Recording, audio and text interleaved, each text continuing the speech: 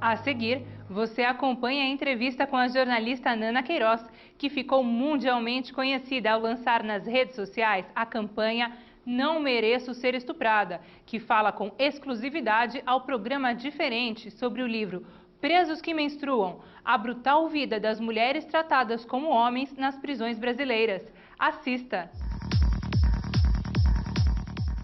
Esse é o meu primeiro livro, ele é resultado daquele efeito que grandes mulheres causam em outras mulheres, né? Então, um dia eu estava jantando e eu conheci uma mulher chamada Rosália Naves, que tinha trabalhado muitos anos da vida no sistema carcerário feminino, e ela me contou histórias impressionantes. Eu fiquei muito interessada. Eu saí do jantar, eu fui fazer uma pesquisa na internet para ler um pouco mais sobre o assunto, e eu me deparei com um completo silêncio, né? Ninguém fala das mulheres presas. A gente fala muito dos homens presos, mas eu não consegui achar um livro para ler, não consegui achar filmes sobre, não consegui achar nada. Então eu falei assim, bom, tem um vácuo aí, eu vou investigar e eu vou escrever um livro para falar o que as pessoas não estão dizendo, né? E por que você acha que tem essa invisibilidade do problema da mulher? Tem aí o preconceito também contra as mulheres presas? Eu acho que existe uma invisibilidade da mulher em todos os aspectos da sociedade brasileira, né? Porque quando a gente pensa em Brasil, o machismo começa na língua, né? Quando você tem 10 mulheres e um homem, você fala eles, né? Isso não é regra, porque muitas línguas, né, como o finlandês, por exemplo, tem uma palavra neutra para referir-se a um plural que tem homens e mulheres.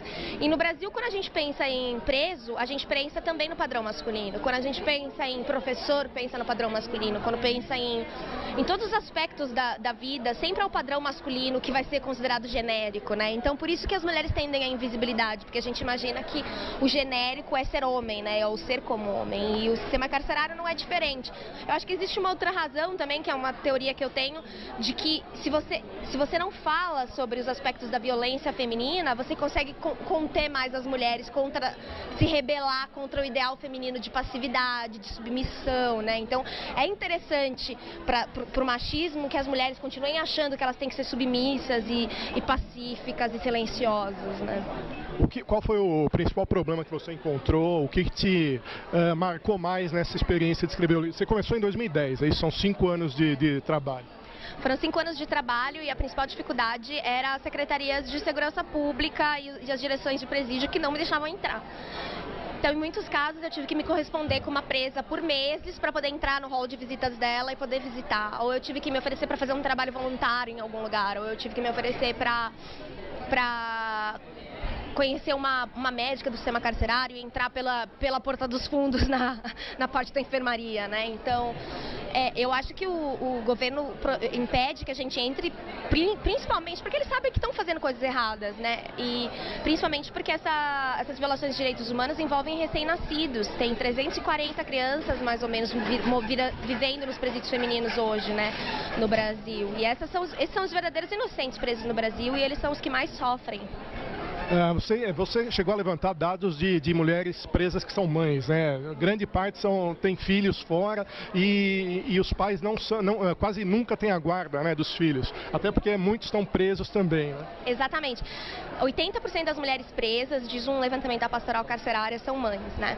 A maioria dessas crianças estão ou com a família da mãe ou em abrigos e muitas mulheres perdem a guarda das crianças, né? Porque não existe uma organização desse sistema. Uma vez eu falei com o pessoal da Pastoral Carcerária e da ONG Conectas e eles me disseram que era simples como colocar uma fitinha no processo. Porque o que acontece? Tem o processo da guarda da criança, anda numa vara, e o processo da mãe criminal anda em outra vara. Nenhum sabe do outro.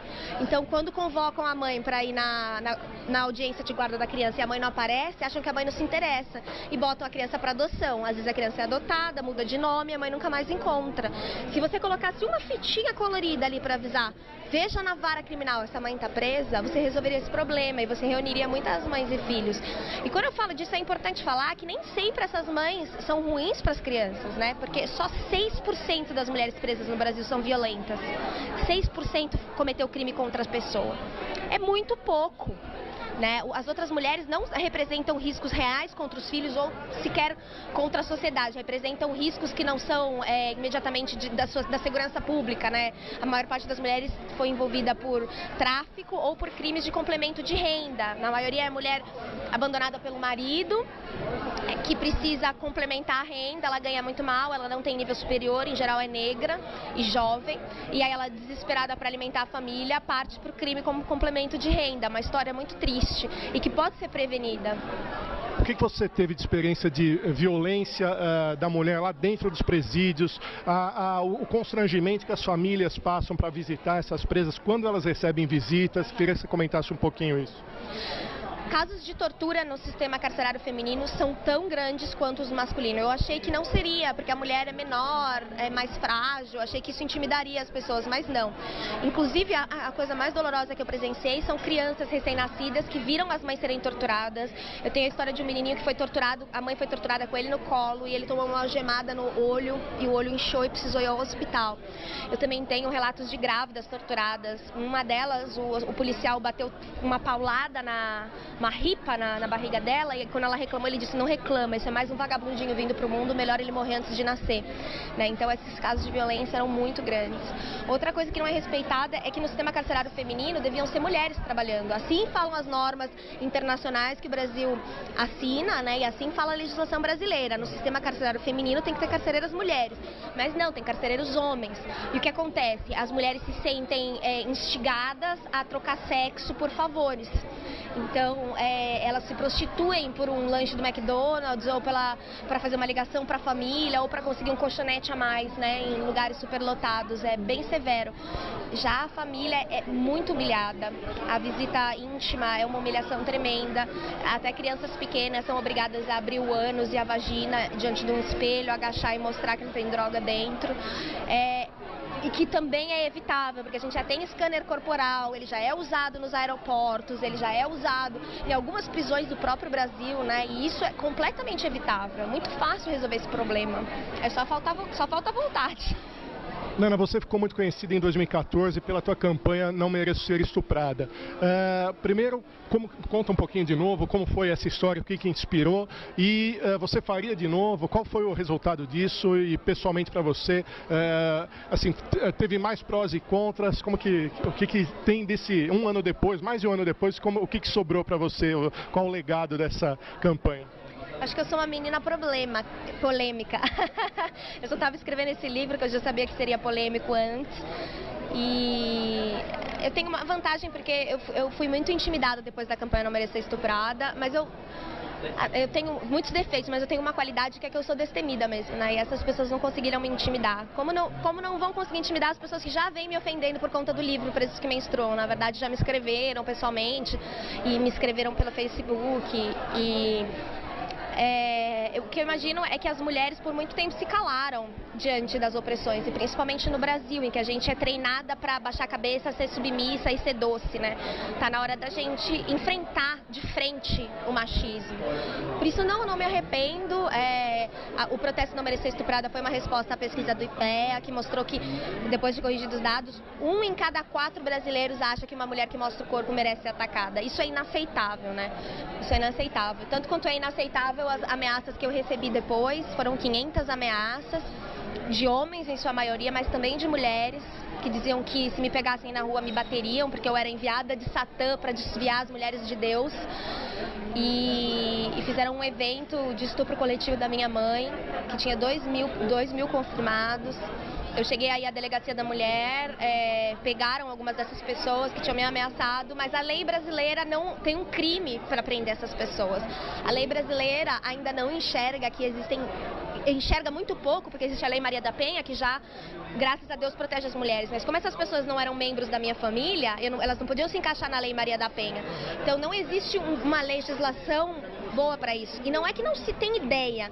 O deputado Romário mesmo criou uma lei maravilhosa que serviria para o meu caso, que é sobre ameaça e humilhação das mulheres nas redes sociais. Essa lei nunca foi sequer discutida no Congresso.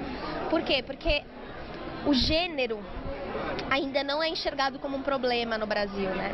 Não é todo protesto pelo qual vale a pena tirar roupa, não é sempre que o simbolismo é esse, né, que é o necessário, mas naquele caso eu queria dizer que meu corpo nu era um protesto, ele era um objeto político, nem sempre o corpo da mulher é um objeto sexual. E naquele momento, quem ia dizer que meu corpo era, e como todos os momentos, sou eu. Meu corpo é o objeto do que eu quiser que ele seja, né? Então, esse foi o recado. E eu espero que seja um novo recado agora com Presos que Menstruam. Esse nome e o título, Presos que Menstruam, é para você mostrar isso mesmo da invisibilidade da mulher e como elas são tratadas como homem. E só para concluir a nossa entrevista, voltando ao ponto original, mas é isso, é por elas não serem tratadas como mulheres dentro do sistema carcerário, é isso? Essa frase é inspirada pela Heidi Cerneca, que foi diretora da Pastoral Carcerária, e ela escreve num artigo assim: o Estado se comporta como se só tivessem homens presos no Brasil, mas uma vez por mês, cerca de 30 mil desses homens menstruam.